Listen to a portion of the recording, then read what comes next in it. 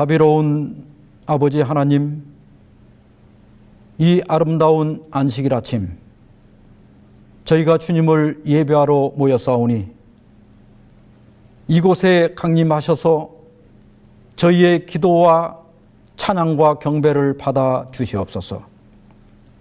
오늘도 저희가 주의 말씀을 기다리오니 주여 우리에게 말씀해 주셔서 이 말씀이 어둡고 어지러운 세상에서 우리 발에 등불이 되게 해 주시옵소서.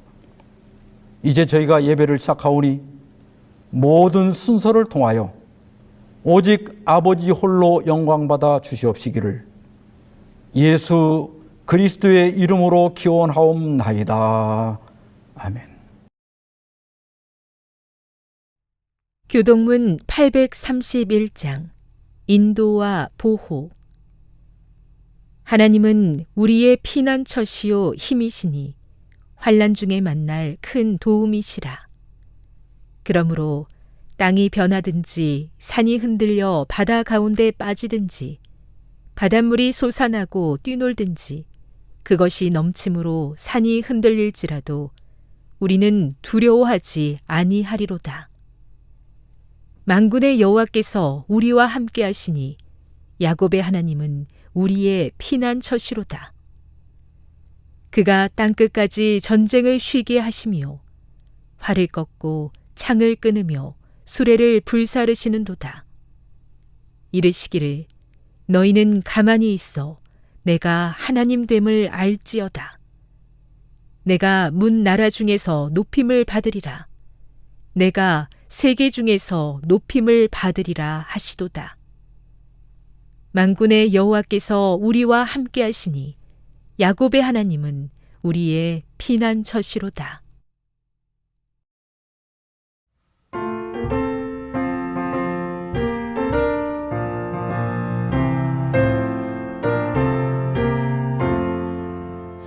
기쁜 노래 크게 불러 너의 심령 깨우라. 슬픈 생각 몰아내고 높이 찬양하리라.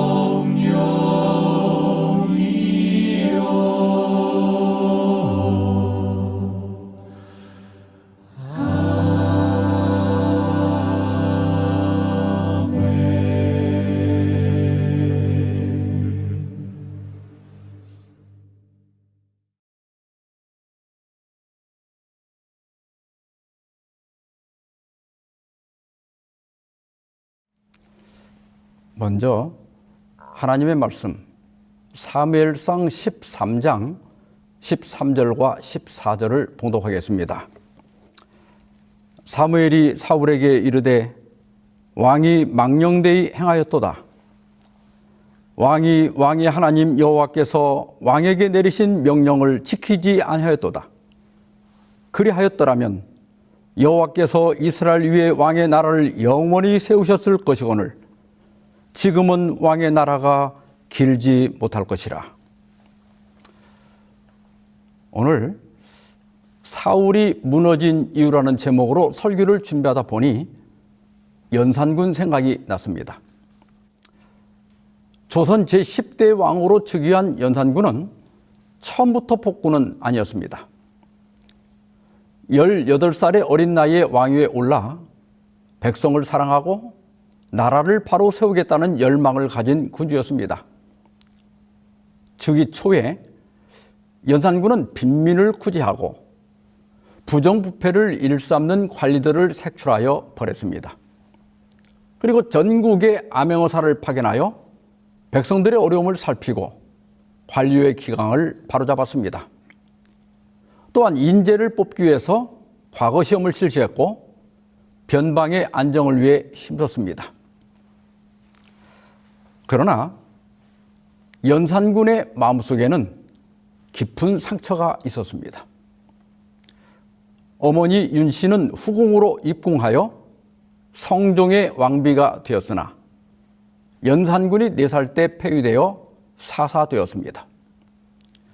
성종은 이 일을 철저히 비밀에 붙였고 연산군은 자기의 어머니에게 무슨 일이 있었는지 전혀 모른 채 자랐습니다. 즉위 후 얼마 지나지 않아 연산군은 우연히 어머니의 비극적인 죽음을 알게 되었습니다. 그날 그는 밥을 먹지 못했다고 합니다. 이때부터 연산군은 변하기 시작했습니다. 어머니를 복권시키려 했지만 신하들이 완강히 반대했습니다. 그러다가 1498년 첫 번째 비극이 일어났습니다. 모사화입니다. 연산군은 자신을 비판하는 살인파 학자들을 대거 수청했습니다. 그러나 더 큰 비극은 1504년에 일어난 갑자사화입니다. 어머니가 죽게 된 경위를 자세히 알게 된 연산군은 한밤중에 직접 성종의 후궁들을 죽이는 것으로 시작해서 어머니의 죽음과 관련된 사람들을 무려 122명이나 무참히 살해했습니다. 이후에 연산군은 완전히 다른 사람이 되었습니다. 신하들의 충고를 듣는 모든 통로를 막고 독단적인 정치를 펼쳤습니다. 궁궐에서는 연일 향락과 낭비가 이어졌고 백성들에게는 무거운 세금이 부과되었습니다. 한때 백성을 사랑하던 왕은 이제 백성들의 삶을 짓밟는 폭군이 되어버렸습니다. 결국 1506년 중종 반정으로 폐위되어서 저 강화도 교동으로 유배된 뒤 불과 2달 만에 31살의 나이로 죽었습니다. 공식 기록에는 병으로 죽었다고 되어 있지만 실제로는 독살되었다는 설이 유력합니다. 그리고 그의 친구도 이제는 왕이 아니라 지방의 한 군에 불과하다는 의미로 연산군으로 불리게 되었습니다. 출발은 좋았습니다. 그러나 개인의 상처와 분노를 다스리지 못했을 때 그것이 한 사람을 어떻게 무너뜨릴 수 있는지를 여실히 보여주었습니다. 사울도 처음부터 잘못된 것은 아니었습니다. 그는 하나님이 선택한 왕입니다. 그는 왕이 되기에 적합한 좋은 자질들을 가지고 있었습니다. 그는 스스로 왕이 되려 하지 않았고 왕으로 선출되었을 때는 짐 보따리들 사이에 숨었습니다. 그는 사람들이 흠모할 만한 외모를 가졌습니다. 그가 왕으로 선택되던 날 자신을 조롱하던 불량배들에게 묵묵히 참을 줄 아는 사람이었습니다. 암몬과의 전쟁에서 승리한 후에 그를 조롱했던 불량배들을 죽이자고 했을 때도 오늘의 승리는 여호와의 것이기 때문에 아무도 죽임을 당하면 안 된다고 말했습니다. 그리고 길갈에서 이스라엘 전체의 지지와 인정을 받는 왕으로 공식 대관식을 가졌습니다. 그러나 오늘 본문은 우리에게 충격적인 반전을 보여줍니다. 왕이 망령되이 행하였도다. 지금은 왕의 나라가 길지 못할 것이라. 도대체 어쩌다 이런 일이 벌어지게 되었을까요? 먼저 사무엘상 13장 1절과 2절입니다. 사울이 왕이 될 때에 40세라.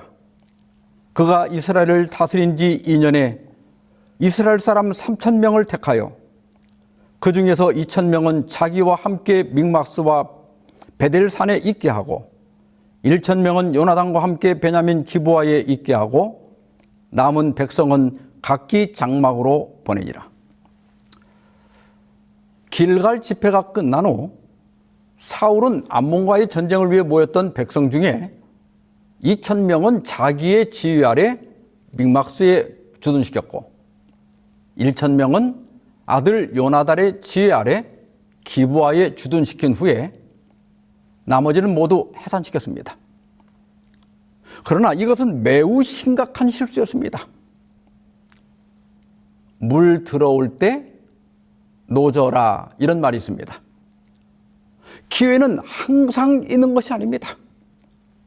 이때 이스라엘 군대는 암몬과의 승리로 사기충천에 있었고 사울에 대한 신뢰와 충성심이 아주 높은 때였습니다. 만일 그때 여세를 몰아 다른 원수들을 공격했다면 결정적인 타격을 줄 수 있었고 오랫동안 평화가 유지됐을 겁니다. 이스라엘이 주춤하는 사이에 블레셋이 움직이기 시작했습니다. 그들은 에베네셀 전투에서 패배한 후에도 여전히 이스라엘 땅의 몇몇 산성들을 점령하고 있었고 이제는 이스라엘의 중심부까지 진출해 있었습니다. 무기와 장비 면에서도 이스라엘은 블레셋과 비교가 되지 않았습니다. 블레셋은 오랫동안 이스라엘을 억압하면서 전쟁 무기를 만들지 못하도록 대장간 일을 금지시켰습니다.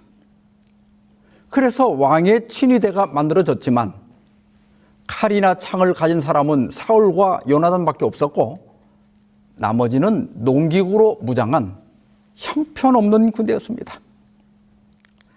요나단이 게바에 있는 블레셋 사람의 수비대를 침해 블레셋 사람이 이를 들은지라. 사울이 온 땅에 나팔을 불어 이르되 히브리 사람들은 들으라 하니. 오랜 숙적 블레셋을 정복하려는 시도는 사울이 아니라 그의 아들 요나단에 의해 시작됐습니다. 그는 게바에 주둔한 블레셋의 수비대를 습격했습니다. 격분한 블레셋 사람들은 즉시 군대를 총동원해서 사울이 머물러 있던 믹막스로 집결하기 시작했습니다.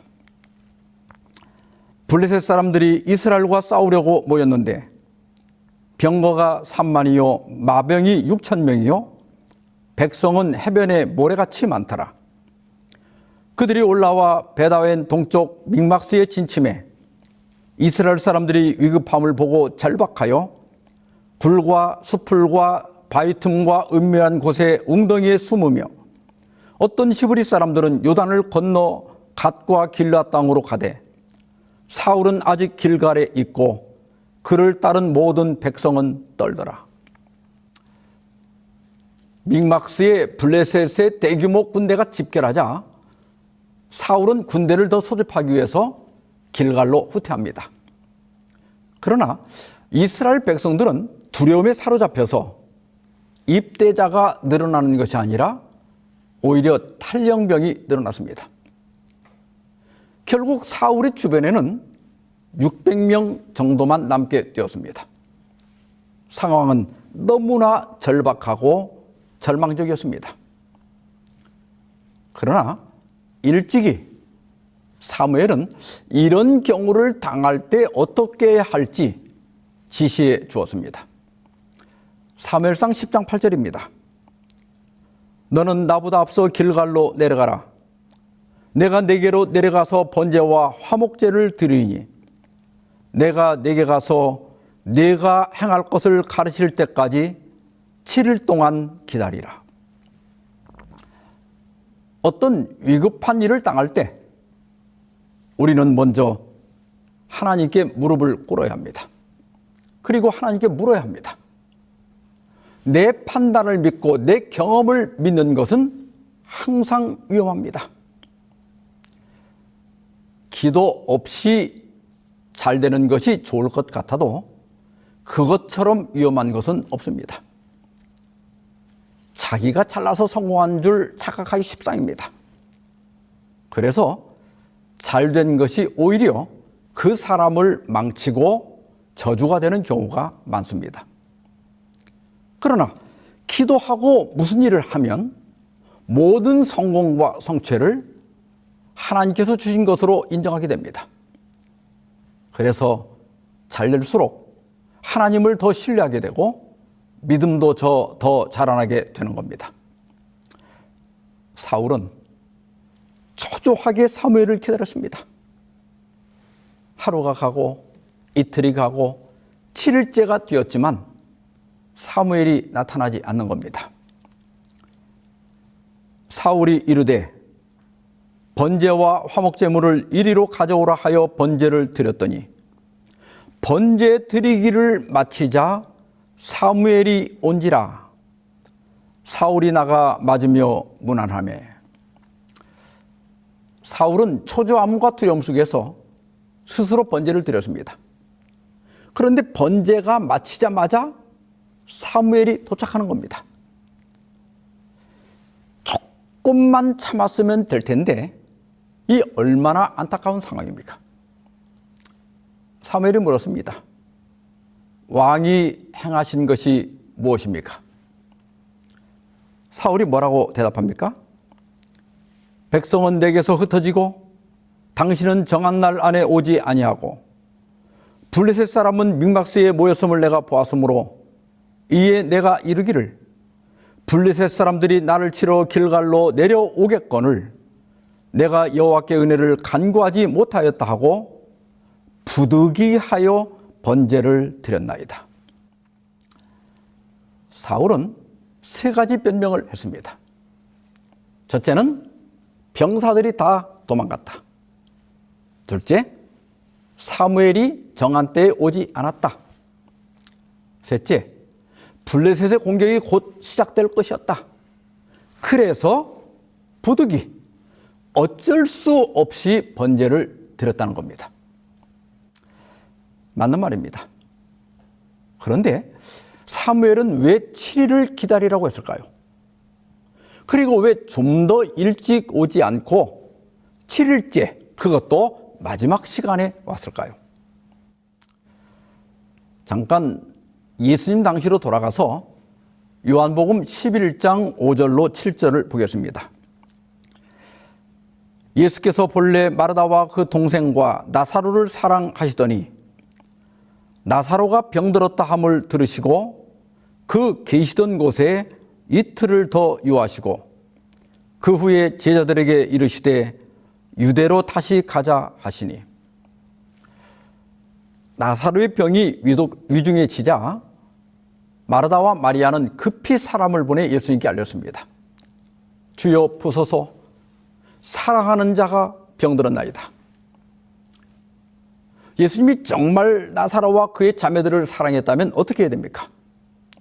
만사를 제쳐놓고 달려가야 하지 않습니까? 근데 예수님은 뭐라고 하십니까?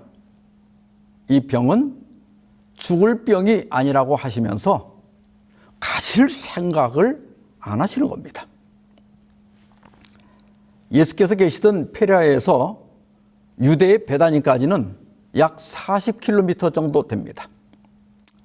백리니까 가까운 거리는 아니지만은 서두르면 하루 만에 갈 수 있는 거리입니다. 그런데 예수님은 이틀이나 더 지나서 출발하셨고 예수님이 도착했을 때는 이미 나사로가 죽어 장사된 지 나흘이 지난 후였습니다. 나사로가 죽기 전에 가셔서 병을 고쳐주실 수도 있었잖아요. 그런데 왜 장례까지 다 치른 후에 가셨을까요? 시대의 소망에서는 그 이유를 이렇게 설명하고 있습니다. 제자들을 위하여 그는 나사로를 죽도록 허락하셨다. 만일 예수께서 나사로를 병에서 회복시키셨더라면 예수의 신적인 신분을 가장 명확하게 증거하는 그 이적은 행하실 수 없었을 것이다. 마르다나 마리아, 나사로, 그리고 제자들과 다른 모든 사람들을 위해서 예수님이 진정한 메시아임을 드러내기 위해 예수님은 이틀을 더 지체하셨고 결국 나사로가 죽은 후에 베다니에 가신 겁니다. 하나님의 인도하시는 손길이 미치고 있음을 느끼려고 노력하는 모든 사람들에게 있어서 가장 큰 낙담의 순간은 바로 하나님의 도움이 가장 가까이에 있는 때이다. 하나님은 우리가 자신의 믿음을 시험해 보도록 벼랑 끝까지 미실 때가 있습니다. 그러나 우리가 그 벼랑 끝에 설 때 하나님의 도움이 가장 가까이 있다는 사실을 깨달아야 합니다. 사울은 마지막 때까지 기다려야 했습니다. 그래서 전쟁의 승리가 자신의 지도력이나 병사들의 숫자나 창이나 칼이 아니라 하나님께 있다는 것을 믿어야 했습니다. 사울이 진심으로 하나님을 믿었다면 마지막 7일째가 다 지나도록 선지자가 오지 않더라도 그렇게 초조해하지 않았을 겁니다.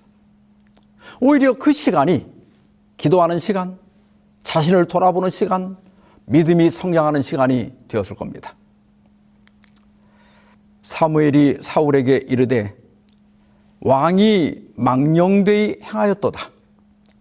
왕이 왕의 하나님 여호와께서 왕에게 내리신 명령을 지키지 아니하였도다.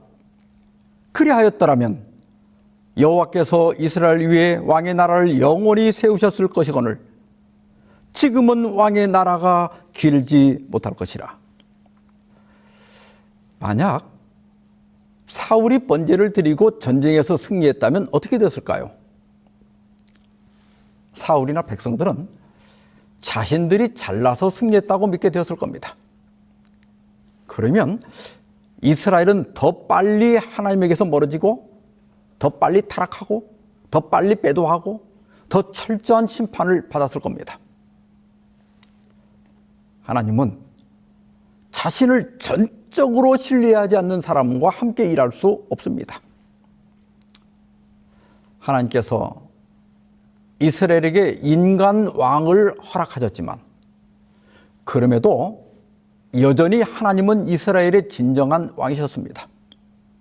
사울은 하나님의 뜻을 대행하는 존재였고 그러기 위해서는 무엇보다도 하나님을 신뢰하고 의지하고 순종해야 했습니다. 그랬더라면 사울의 보좌가 영원했을 겁니다. 사무엘은 단호히 말합니다. 왕의 나라가 길지 못할 것이라. 사울의 왕국이 이제 겨우 시작되었는데 이미 끝이 선언되었습니다. 정말 안타까운 일입니다. 사무엘이 일어나 길갈에서 떠나 베냐민 기브아로 올라가니라. 사울이 자기와 함께한 백성의 수를 세어보니 600명 가량이라. 사무엘은 기브아로 가고 사울도 남은 군대를 이끌고 여기 지도에 파란 점선을 따라 게바로 가서 요나단의 군대와 합류하게 됩니다. 노략군들이 세대로 블레셋 사람들의 진영에서 나와서 한 대는 오브라기를 따라서 수알 땅에 이르렀고 한 대는 베트론 길로 향하였고 한 대는 광야 쪽으로 스보암 골짜기가 내려다 보이는 지역길로 향하였더라. 믹마스를 점령한 블레셋 군대는 세 곳으로 노략군, 즉 약탈대를 보냅니다. 지도 중앙에 빨간 화살표로 표시되어 있는데요. 한 부대는 오브라길을 따라서 위쪽 수알 땅을 약탈하고 두 번째 부대는 왼쪽 베트론을 약탈하고 세 번째 부대는 오른쪽으로 스보임 골짜기가 내려다 보이는 지역을 약탈합니다. 당시 사울은 기브와 변두리에 있는 미그론에 있는 석류나무 아래 앉아 있었습니다. 그에게는 600명가량의 병사들이 있었지만 아무것도 할 수가 없었습니다. 군사적으로 너무나 열세였기 때문에 움직일 수가 없었던 겁니다. 하루는 사울의 아들 요나단이 자기의 무기를 든 소년에게 이르되 우리가 건너편 블레셋 사람들의 부대로 건너가자 하고 그의 아버지에게는 아뢰지 아니하였더라. 하나님께서는 블레셋을 정복하는 명예를 사울이 아니라 그의 아들 요나단에게 주기로 작정하셨습니다.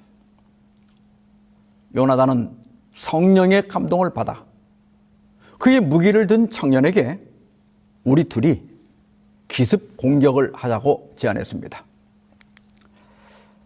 지도에서 보시는 것처럼 당시 블레셋 군대와 요나단의 군대는 와디를 사이에 두고 북쪽 언덕에 있는 믹막스에는 블레셋 수비대가 경계하고 있었고 남쪽 언덕에 있는 게바에는 요나단의 군대가 주둔하고 있었습니다.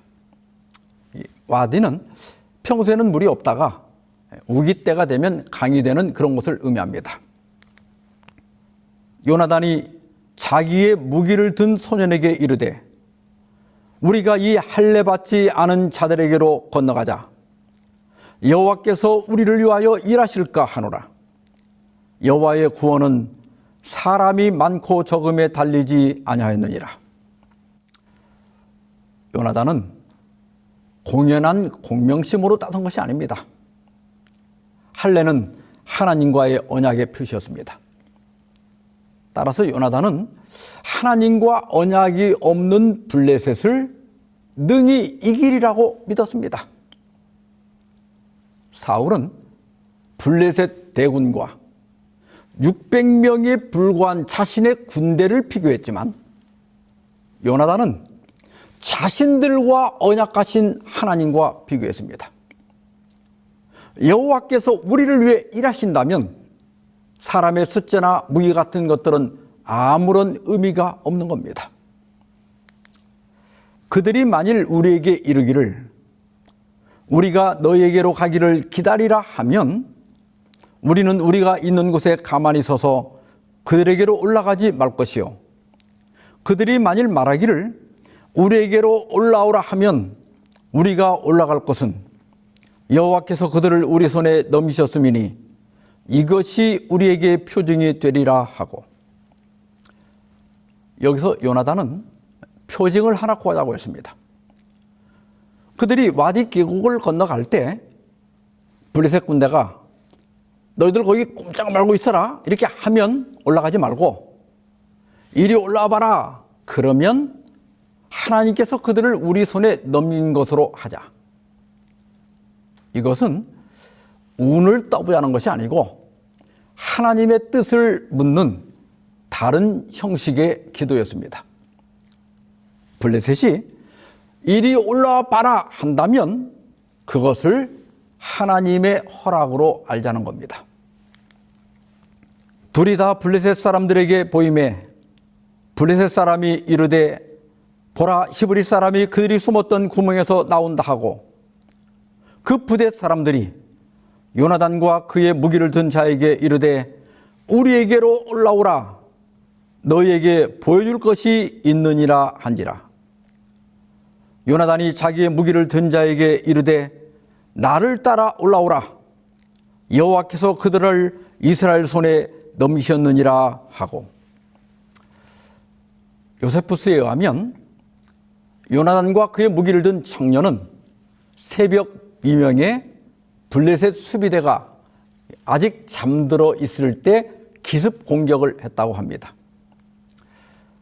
블레셋이 주둔하고 있던 민마스 쪽에는 보세스라고 하는 가파른 암벽이 있었는데, 블레셋은 설마 그쪽으로 올라오랴 해서 방비를 등한히 했습니다. 요나단과 그의 무기를 든 청년은 그 가파른 암벽을 손과 발로 기어 올라갔습니다. 그리고 순식간에 반나절 가리 땅 아래서 20명 가량을 죽였습니다. 다시 그 당시에 한나절 가리는 황소 2마리가 하루에 갈 수 있는 밭 면적을 의미하는데 1에어컷 정도였다고 합니다. 따라서 반나절 가리 땅은 0.5에어컷이고 우리나라 평수로는 610평 정도 됩니다. 요나단과 그의 무기를 든 청년이 반나절 동안 그들을 쳤다는 뜻이 아니고 순식간에 약 600평 정도 안에서 블레셋 군사 20명가량을 죽였다는 뜻입니다. 들에 있는 진영과 모든 백성들이 공포에 떨었고 부대와 노략군들도 떨었으며 땅도 진동하였으니 이는 큰 떨림이었더라. 이것은 이 전쟁에 하나님께서 개입하신 것을 의미합니다. 어둠 속에서 기습 공격에 놀란 블레셋 사람들은 서로를 치기 시작했습니다. 날이 새어갈 때 저 기브아에 있던 파수꾼이 보니까 와디 저편 블레셋 진영에서 엄청난 전투가 벌어지고 있는 겁니다. 아니, 이 누가 공격했지? 하고 점호를 해보니까 요나단과 그의 무기를 든 청년만 없는 겁니다. 사울은 즉시 군대를 이끌고 믹마스에 올라갑니다. 가보니 블레셋 사람들이 서로 치고받고 난리가 난 겁니다. 그때 갑자기 그 블레셋 진영에서 한 무리가 사울과 요나단 진영으로 넘어옵니다. 그들은 블레셋 사람들이 징용한 히브리 병사들이었습니다. 전세가 이스라엘로 기울자 에브라임 산지에 숨었던 이스라엘 백성들도 나와서 합류합니다. 블레셋은 도망가기 시작했고 이스라엘 군대는 그들을 맹렬히 추격했습니다. 이날에 이스라엘 백성들이 피곤하였으니 이는 사울이 백성에게 맹세시켜 경계하여 이르기를 저녁 곧 내가 내 원수에게 보복하는 때까지 아무 음식물이든지 먹는 사람은 저주를 받을지어다 하였습니다. 그러므로 모든 백성이 음식물을 맛보지 못하고, 이 또 사울은 엉뚱한 결정을 합니다. 앞서 그 길갈 집회 직후에 이스라엘 백성들이 사기 충천에 있을 때는 군대를 해산시키더니 이제는 완전한 승리를 위해서 금식을 시키는 겁니다. 왜 그랬을까요? 승리가 눈앞에 보이니까 이 모든 승리의 공을 자신에게 돌리기 위해서 그렇게 한 겁니다. 이스라엘은 그 블레셋을 믹막스에서 아얄론까지 추격했다고 했습니다. 보통 하루가 걸리는 거리입니다. 이른 새벽부터 시작한 전투는 저녁까지 계속되었습니다. 여러분, 놀면서 하루를 굶어도 힘든데 종일 전투를 하면서 먼 거리를 이동했으니 얼마나 허기졌겠습니까? 배고픔에 눈이 뒤집힌 이스라엘 백성들은 그 탈취한 양과 소를 잡아서 피채 먹기 시작했습니다. 하나님께서는 고기를 피채 먹는 것을 엄격히 금지하셨습니다. 지도자의 잘못된 지시로 백성들이 범죄하게 된 겁니다. 결국 사울은 큰 바위를 굴려오게 하고 거기서 짐승을 잡아서 피를 뺀 고기를 먹게 했습니다. 사울이 하나님께 묻자오되 내가 블레셋 사람들을 추격하리이까 주께서 그들을 이스라엘의 손에 넘기시겠나이까 하되 그날에 대답하지 아니하시는지라.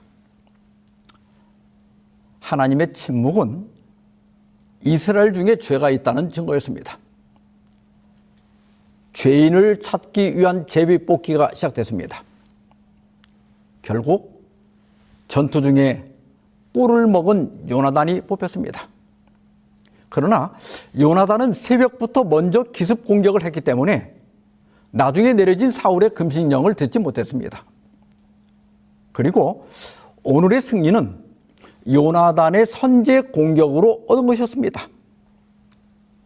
그럼에도 불구하고 사울은 왕의 권위를 지키기 위해서 요나단을 죽이려 했지만 백성들의 만류로 겨우 목숨을 구할 수 있었습니다. 사울이 블레셋 사람들 추격하기를 그치고 올라가매 블레셋 사람들이 자기 곳으로 돌아가니라. 사울의 조급하고 경솔한 명령은 결국 블레셋을 완전히 섬멸할 수 있는 절호의 기회를 날려버리게 했습니다. 이날의 실수로 이스라엘은 블레셋으로부터 끊임없는 고통을 당해야 했습니다. 사랑하는 성도 여러분, 사울은 왜 무너졌습니까? 그는 하나님께 택함을 받은 왕이었지만 하나님을 전적으로 신뢰하지 않았습니다. 그는 위기의 순간마다 하나님께 묻지 않고 주변 상황과 자신의 판단을 따라 행동했습니다. 가장 큰 문제는 항상 하나님보다 앞서간 것이었습니다. 하나님께서 일하실 때를 기다리지 못하고 먼저 설쳐대고 나선 겁니다. 시편 27편 14절입니다. 너는 여호와를 기다릴지어다. 강하고 담대하며 여호와를 기다릴지어다. 사울이 이렇게 했어야 합니다. 비록 군대는 흩어지고 선지자는 더디오고 적의 공격이 가까웠을지라도 강하고 담대하며 여호와를 기다려야 했습니다. 우리는 사울의 이야기를 통해 신앙의 중요한 교훈을 배울 수 있습니다. 하나님은 능력 있는 사람을 찾는 것이 아니라 하나님께 전적으로 순종하는 사람을 찾습니다. 하나님은 앞서 설치는 사람보다 기다릴 줄 아는 사람을 귀히 여기십니다. 그리고 하나님은 자신의 명예를 구하는 사람이 아니라 하나님의 영광을 구하는 사람과 함께 하십니다. 믿음의 사람은 계산으로 사는 사람이 아니라 약속으로 사는 사람입니다. 하나님은 지금도 우리 각자를 향해 말씀하십니다. 내가 일하고 있으니 조금만 더 기다려라. 이 말씀을 믿고 기다림 속에서도 순종하며 우리의 삶의 왕자를 하나님께 온전히 내어드리는 저와 여러분이 되길 바라면서 오늘 말씀 마치겠습니다. 기도하십시다. 자비하신 하나님 아버지, 오늘 말씀을 통해 우리의 믿음을 돌아보게 하시니 감사합니다. 우리가 주님을 믿는다고 하면서도 때로 사울처럼 온전히 믿지 못한 것을 용서하여 주시옵소서. 요나단처럼 온전히 주님을 신뢰하며 순종하는 믿음을 갖게 주시옵소서. 두려운 상황에서도 주님을 바라보게 하시고 조급한 상황에서도 주님의 때를 기다릴 줄 알게 하옵시기를 예수님의 이름으로 기도하옵나이다. 아멘.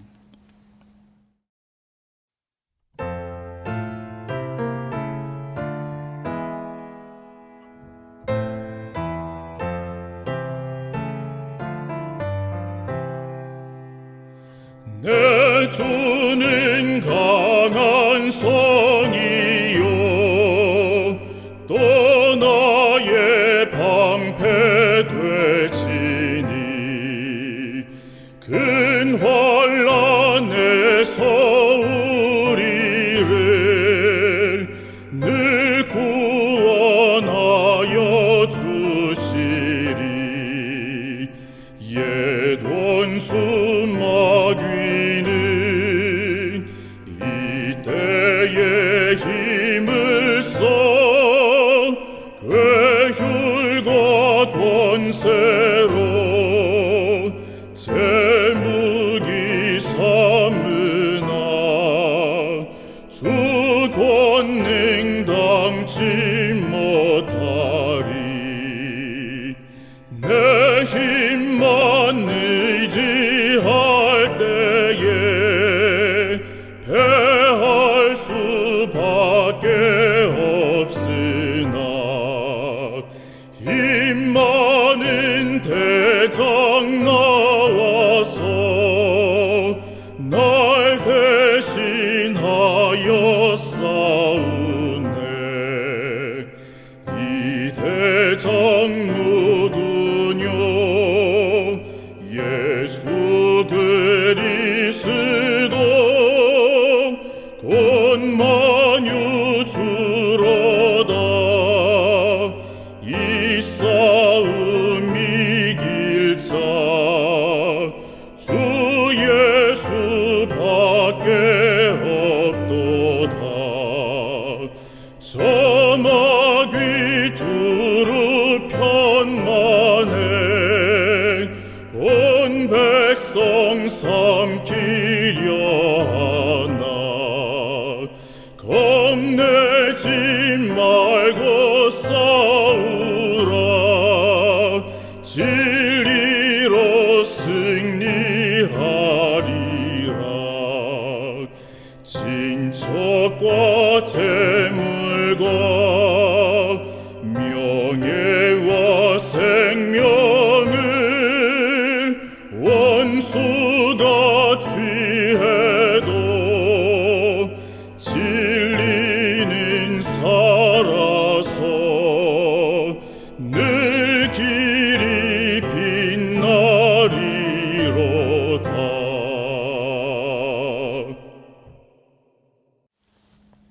이제는 하나님 아버지의 크크신 사랑과 예수 그리스도의 은혜와 성령의 감동 감하심이 너희 무리에게 이제로부터 영원까지 함께 있을지어다.